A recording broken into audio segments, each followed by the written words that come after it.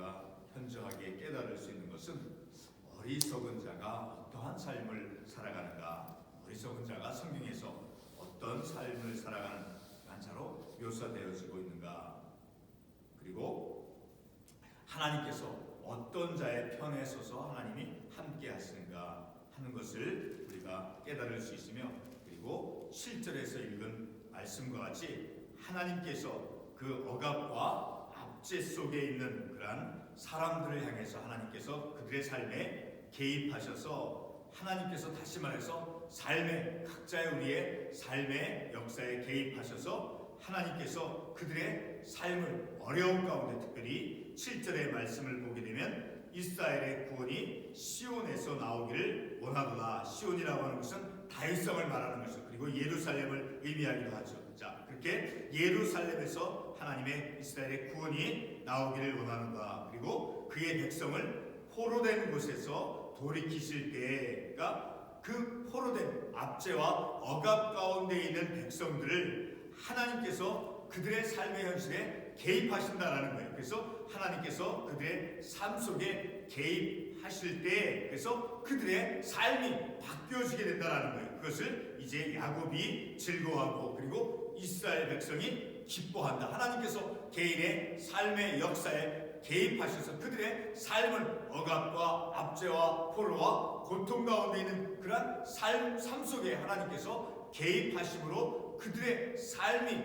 이제 어려운 가운데 있었던 그런 삶이 바뀌어짐을 통해서 하나님의 그 백성들이 기뻐한다라는 것을 우리가 말씀을 통해서 우리의 삶에도 하나님께서 내 삶에 개입하셔서 내가 살아가는 내 개인의 인생의 역사 속에 하나님께서 오셔서 내 삶을 하나님께서 바꾸어 주실 때 우리가 하나님께 기뻐할 수 있다는 거예요. 우리의 삶이 하나님께서 주장하시고 하나님께서 역사하실 때 내 삶이 하나님의 인도하심으로 인도받을 때 우리의 삶에 기쁨과 즐거움과 감사함이 있을 수 있다는 것을 우리가 이 말씀을 통해서 깨달을 수 있죠. 첫 번째 우리가 읽은 첫 구절에 보면 어리석은 자는 그의 마음에 이르기를 하나님이 없다 하는도다. 어리석은 자는 하나님의 그 존재를 부인할 뿐만 아니라, 욥기 특별히 2장 10절의 말씀을 가보면, 우리 욥기 2장 10절의 말씀을 한번 가보겠습니다. 욥기 2장 10절의 말씀을 보면, 그가 이르되 그대의 말이 한 어리석은 여자의 말 같도다. 우리가 하나님께 복을 받았은즉 화도 받지 않겠느냐 하고 그 이보는 이래 욥이 입술로 범죄하지 아니하니라. 한 어리석은 여자의 말 같도다. 자, 그 어리석은 여자 9절에서 보게 되면 그의 아내가, 그의 아내죠. 이르되 당신이 그래도 자기의 온전함을 굳게 지키느냐, 하나님을 욕하고 죽으라. 어리석은 자, 그 마음에 하나님의 존재뿐만 아니라 하나님께서 주관하시고 하나님께서 역사하신다, 그런 것을 인정치 않고 자기의 생각대로 자기의 마음대로, 그러니까 하나님을 자기의 염두에 두지 않고 자기의 삶 속에 인정치 아니하고, 자, 하나님과 관계없이 율법과 말씀과 상관없이 그렇게 행동을 하는 사람. 자, 그래서 우리가 읽은 이 욥기 2장 10절에 보면, 자, 욥이 어려움을 당할 때, 그 질병과 많은 삶의 고통 가운데 있을 때 그의 부인이 뭐라고 했습니까? 당신이 그래도 자기의 온전함을 굳게 지키느냐. 이렇게 어려움이 있는데 당신이 믿는 그 하나님, 자, 그 하나님에 대해서 욕하고 이제 죽으라, 이런 어리석은 말을 하는 자, 마음에 하나님을 염두에 두지 않고 삶을 사니까 하나님을 제쳐놓고 삶을 살아가는 자가 바로 어리석은 자다라고 우리가 이 말씀을 통해서 깨달을 수 있다는 거죠. 우리 같은 시편 73편 11절의 말씀도 한번 가보겠습니다. 시편 73편 11절의 말씀을 보게 되면,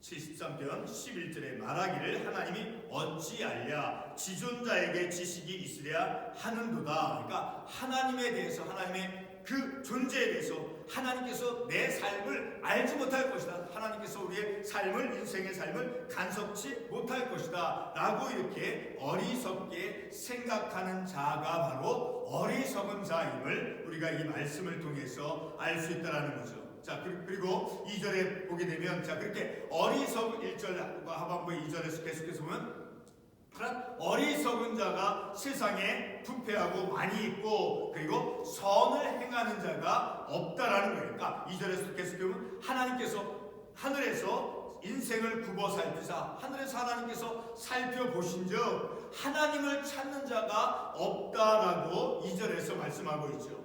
자, 우리 창세기 6장 5절과 12절의 말씀을 한번 가보겠습니다. 창세기 6장 5절의 말씀을 보게 되면 창세기 6장 5절에 여호와께서 사람의 죄악이 세상에 가득함과 그의 마음으로 생각하는 모든 계획이 항상 악할 뿐임을 보시고, 자, 사람들의 죄악이 세상에 가득하다, 관영되어 있다. 그리고 그 모든 사람들이 생각하는 모든 계획들이 항상 악하다. 그리고 12절에서도 보게 되면 창세기 6장 12절 하나님이 보신즉 땅이 부패하였으니 이는 땅에서 모든 혈육 있는 자의 행위가 부패함이었다. 이렇게 창세기 6장에서 말씀해 주시는 것 같이 이렇게 세상은 부패하고 타락하고 죄가 관영해 있는 그러한 세상임을 이 말씀을 통해서 알 수 있죠. 그러한 세상에서 하나님을 찾는 이가 없고 선을 행하는 자가 없다라고 오늘 본문 3절에서 말씀하고 있죠. 그러니까 하나님께서는 저 멀리 계시고 하나님께서는 우리를 알지 못할 것이고 하나님께서는 우리가 어떤 것을 행한다 할지라도 하나님께서는 관여치 아니할 거다라고 그렇게 어리석게 생각하는 사람들로 가득하다라는 거예요. 자, 그러한 사람들을 가리켜서 오늘 본문 4절 말씀에서 죄악을 행하는 자다라는 것을 알 수 있죠. 어리석은 자는 하나님을 제쳐놓고 자기의 뜻대로 자기의 욕심대로 삶을 살아가는 자는 악을 행하게 되는 것이죠. 그래서 그러한 어리석은 자가 곧 4절 말씀에 있듯이 죄악을 행하는 자와 같은 사람이다라는 거예요. 자, 그러한 죄악을 행하는 자 그리고 어리석은 자는 4절 하반부에서 어떤 사람이냐, 여호와를 부르지 아니하는 거다. 하나님을 찾지 않는다라는 거예요. 그리고 5절과 6절 말씀에서 그러나 거기서 그들은 두려워하였으니 하나님이 의인의 세대에 계심이로다. 자, 악한 자, 그런 타락한 어리석고 죄악을 행하는 자의 편에 있는 것이 아니라 하나님께서 의인의 세대에 하나님이 함께 하시고, 그래서 6절에 계속해서 너희가 가난한 자의 계획을 부끄럽게 하나 오직 여호와는 그의 피난처가 되었습니까? 하나님께서는 하나님께서 누구의 편에 서 계시는가? 바로 의인의 편에 하나님께서 계신다라는 것을 우리가 알 수 있죠. 가난한 자의 편에서 하나님이 함께 하시고, 그러니까 하나님은 의인의 편에 계심을 우리가 말씀을 통해서 알 수 있죠. 우리 같은 시편 12편 5절 말씀에서도 분명히 말씀해주고 있죠. 자, 시편 12편 5절에 보면 여호와의 말씀에 가련한 자들의 눌림과 궁핍한 자들의 탄식으로 말미암아 내가 이제 일어나 그가 원하는 안전한 지대에 두리라. 그러니까 가난한 자들 눌림과 궁핍함과 탄식함으로 가난한 자 편에서 하나님께서 함께 하심을 우리가 이 말씀을 통해서 알 수 있다는 것이죠. 계속해서 우리 마지막 절 9절에 보게 되면 아까도 말씀을 드렸지만 하나님께서 인생의 삶에 개입하셔서 그들의 삶에 하나님께서 들어오셔서 역사하실 때, 그러니까 하나님께서 우리의 각자의 삶의 인생에 하나님께서 찾아오셔서 내 삶을 돌이키실 때, 내 삶의 방향을 하나님께서 돌이켜주실 때, 그릇되고 세상적인 그런 삶의 길에 있는 내 인생의 길을 하나님의 말씀대로 삶을 살아가는 그 믿음의 길로 나아가도록 하나님께서 돌이키실 때, 오늘 이 본문의 말씀에서 그의 택한 백성을 포로된 곳이라고 말했죠.